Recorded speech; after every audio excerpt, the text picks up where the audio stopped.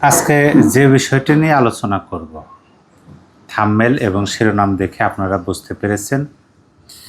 শেখ হাসিনাকে নিয়ে ভারতের নতুন সিদ্ধান্ত, বিপদে আওয়ামী লীগ। এই যে শেখ হাসিনাকে নিয়ে ভারতের নতুন সিদ্ধান্তের কথা আমাদের বাংলাদেশের নিউজ পত্রিকাগুলো জানাইতেছেন, তার পরিপ্রেক্ষিতে কি বিপদে পড়ে গেল আওয়ামী লীগ? মূলত এই বিষয়টা নিয়ে আজকের এই আলোচনা। আপনাদেরকে আলোচনার শুরুতে একটা বিষয় মনে করে দিই। আমাদের বাংলাদেশে মার্কিন যুক্তরাষ্ট্রের প্রেসিডেন্ট ডোনাল্ড ট্রাম্পের একেবারে ঘনিষ্ঠ ব্যক্তি, তিনি বাংলাদেশে আসছেন। তার নাম হলো সার্জিও গর। তিনি কবে আসলেন? তিনি কিন্তু আসছেন 30শে জুলাই 2026। 30শে জুলাইয়ের একটা চমৎকার শিরোনাম আপনাদের শোনায়। শেখ হাসিনা দেশে এসে আত্মসমর্পণ করতে চাইলে হয়তো আগে গ্রেপ্তার করা হবে আইনমন্ত্রী। এই কথাটা 30শে জুলাই কিন্তু আইনমন্ত্রী বলেছেন। এখন আরও কয়েকটা শিরোনাম আপনাদের, চমৎকার শিরোনাম আপনাদের পড়ে শোনাই। 31শে জুলাই অর্থাৎ গতকালকে, মানে সার্জিও গর যখন বাংলাদেশে আসছেন তার পরের দিন শিরোনাম হলো শেখ হাসিনা ভারতে বসে রাজনৈতিক কর্মকাণ্ড চালাতে পারবেন না, লোকসভায় মোদী সরকার। আর একটা পত্রিকা শিরোনাম করেছে শেখ হাসিনাকে ভারত থেকে রাজনৈতিক কার্যক্রম চালানোর অনুমতি দেওয়া হয়নি। আর একটা পত্রিকায় শেখ হাসিনাকে প্রত্যর্পণে ঢাকার অনুরোধ খতিয়ে দেখছে দিল্লি। শিরোনামগুলো শোনার পরে মনে হতে পারে এগুলো সব পুরনো কথা, আমরা বোধহয় এর আগে এই কথাগুলো শুনেছিলাম। কিন্তু নতুন করে আবার শিরোনাম কেন হলো? বাংলাদেশের পত্রিকাগুলো কি মন গড়া শিরোনাম করেছেন, মন গড়া নিউজ করেছেন? না, মন গড়া করেননি। ভারতে কিছু একটা ঘটেছে যার কারণে এই শিরোনাম হয়েছে। ভারত বাংলাদেশ সম্পর্কের ভবিষ্যৎ গতিপথ পর্যালোচনা এবং বিভিন্ন সুপারিশের অগ্রগতি সম্পর্কে হালনাগাদ তথ্য চায়। কে চায়? ভারতীয় কংগ্রেসের সংসদ সদস্য শশী থারুরের সভাপতিত্বে গঠিত কমিটি। এটা বৃহস্পতিবার, আপনি দেখেন গতকাল বৃহস্পতিবার, মানে যেদিন সার্জিও গর আসলেন সেদিন বৃহস্পতিবার লোকসভায় উত্থাপিত পার্লামেন্টের পররাষ্ট্র বিষয়ক স্থায়ী কমিটির নবম প্রতিবেদনের জবাবে ভারত সরকারের তাদের এ অবস্থান তুলে ধরেন। মানে যেদিন সার্জিও গর বাংলাদেশে আসলেন সেদিনই ভারতের পার্লামেন্টের পররাষ্ট্র বিষয়ক স্থায়ী কমিটির নবম প্রতিবেদন এবং এ বিষয়ে জানেন। এখানে আমি আপনাদেরকে সংক্ষেপে একটা বিষয় জানিয়ে দিই। সেটা হলো এই যে প্রতিবেদন, এর পরিপ্রেক্ষিতে দেওয়া যে প্রতিবেদন, এই প্রতিবেদনে কি বলা হয়েছে? অন্য কোনো দেশের বিরুদ্ধে পরিচালিত রাজনৈতিক কর্মকাণ্ডে নিজেদের ভূখণ্ড ব্যবহার করতে না দেওয়ার নীতি ভারত ধারাবাহিকভাবে অনুসরণ করে আসছে। শেখ হাসিনার ক্ষেত্রেও একই নীতি বজায় রাখা হয়েছে। এখানে কিন্তু উল্লেখ নাই যে শেখ হাসিনার ক্ষেত্রেও একই নীতি বজায় রাখা হবে।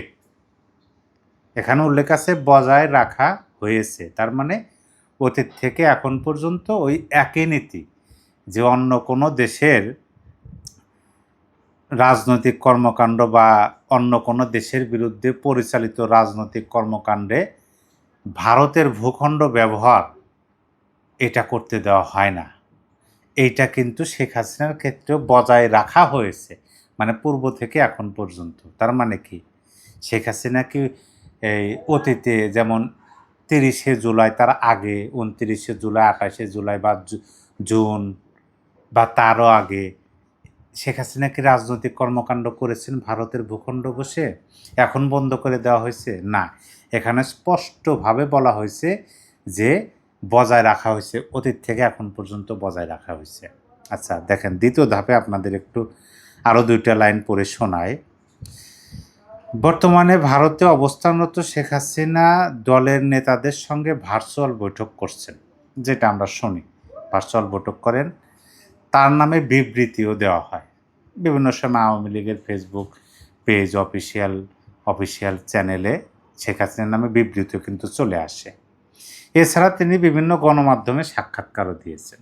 বিভিন্ন বলতে কি, ভারতের গণমাধ্যমেও দিয়েছেন, আন্তর্জাতিক গণমাধ্যমেও দিয়েছেন, শুধু বাংলাদেশের গণমাধ্যম ব্যতীত। প্রতিবেদনে শেখ হাসিনাকে ভারতে রাখার বিষয়ে নয়াদিল্লির অবস্থানও ব্যাখ্যা করা হয়েছে। এতে বলা হয়, যাদের জীবনের উপর তাৎক্ষণিক হুমকি রয়েছে বা যারা ব্যতিক্রমী মানবিক পরিস্থিতির মুখোমুখি, তাদের আশ্রয় দেওয়া ভারতের দীর্ঘদিনের সভ্যতাগত মূল্যবোধ ও মানবিক ঐতিহ্যের সঙ্গে সামঞ্জস্যপূর্ণ। কথাগুলো শুনে কিন্তু মনে হইতেছে যে অতীতের কথাগুলো আমরা আবার শুনতেছি। এটা কিন্তু নতুনভাবে ছাপানো হয়েছে। আচ্ছা, তারপরে দেখেন, গত 31শে জুলাই পর্যন্ত প্রত্যর্পণ অনুরোধের বিষয়ে নয়াদিল্লির নতুন কোনো নীতিগত ঘোষণা দেয়নি। 31শে জুলাই পর্যন্ত, অথচ দেখেন কিভাবে নিউজগুলো হচ্ছে। আচ্ছা, ভারতের রাজধানীতে অবস্থানরত কূটনৈতিক পর্যবেক্ষক এবং দেশটির কয়েকটি গণমাধ্যমের প্রতিবেদনে বলা হয়, পার্লামেন্টে উপস্থিত নথিটি মূলত সরকারের বিদ্যমান অবস্থানকে আনুষ্ঠানিক রূপ দিয়েছে। বিদ্যমান মানে সরকারের যে অবস্থানটা, সে অবস্থানটা অতীত থেকে এখন পর্যন্ত, সেটার আমরা বিভিন্ন মাধ্যমে শুনেছি, বিভিন্ন জনের বক্তব্যে শুনেছি, বিভিন্ন নিউজে রাষ্ট্রীয়ভাবে মানে আনুষ্ঠানিক রূপ দেওয়া হলো আর কি। এতে নতুন কোনো নীতিগত পরিবর্তনে ইঙ্গিত দেয়নি, ইঙ্গিত দেয়নি। প্রতিবেদনটিতে ভারতের পররাষ্ট্র মন্ত্রণালয়ের মুখপাত্র রণধীর জয়সওয়ালের বক্তব্য পুনঃব্যক্ত করা হয়েছে।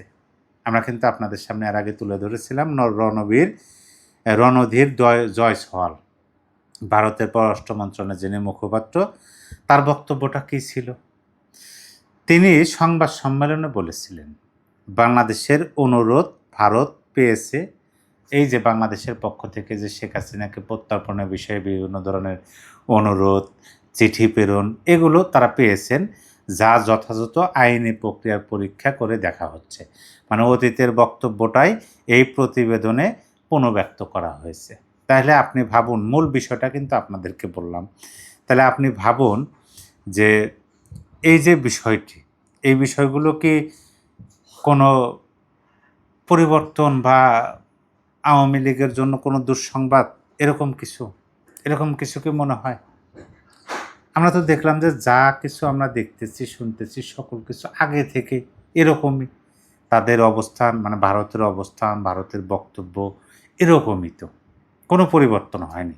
কিন্তু শিরোনামগুলো দেখেন, আমি যদি আরেকবার আপনাদের পড়ে শোনাই, শেখ হাসিনা ভারতে বসে রাজনৈতিক কর্মকাণ্ড চালাতে পারবে না লোকসভায় মোদী সরকার। শেখ হাসিনাকে ভারত থেকে রাজনৈতিক কার্যক্রম চালানোর অনুমতি দেওয়া হয়নি, শেখ হাসিনাকে প্রত্যর্পণে ঢাকার অনুরোধ খতিয়ে দেখছেন। এই যে শিরোনামগুলো সামঞ্জস্যপূর্ণ আছে নিউজের সাথে, এগুলো দেখে অনেকে আবার খুশিতে আত্মহারা হয়ে যাচ্ছেন। বাস্তবতাটা আপনি দেখেন। কিন্তু শেখ হাসিনা যে কাজগুলো করতেছেন, এখানে মূল বিষয়টা হলো তার কণ্ঠ, তার কথাটা থামানোর জন্য ডক্টর ইউনূস খুব চেষ্টা করেছিলেন, পারেন নাই। এখন তার কণ্ঠে যদি বাঁধ ভাঙা জোয়ার আসে, তার কণ্ঠে যদি লক্ষ লক্ষ কোটি কোটি মানুষের মতামত সৃষ্টি হয়, সেটা তো ভারত কোনোভাবেই আটকে রাখতে পারবে না। এইটাও পরিষ্কার কিন্তু তারা করেছেন যে কোনো ব্যক্তির কথা বলার স্বাধীনতা, তার বাক স্বাধীনতা, সেটার উপর ভারত হস্তক্ষেপ করবে না, এখানেও সেটা স্পষ্ট।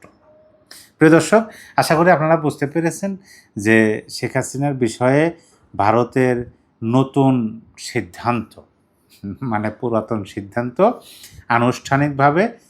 আনুষ্ঠানিক রূপ দেওয়া কবে, তাও 30শে জুলাই, যেদিন সার্যগর বাংলাদেশে আসলেন।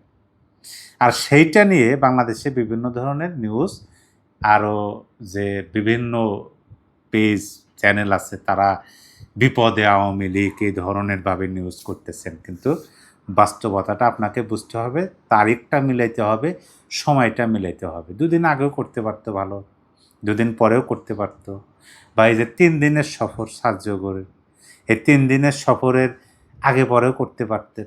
যেদিন আসলেন সেদিন করলেন, যেন তার পরের দিনই বাংলাদেশের বিভিন্ন মিডিয়ায় নিউজ হয়।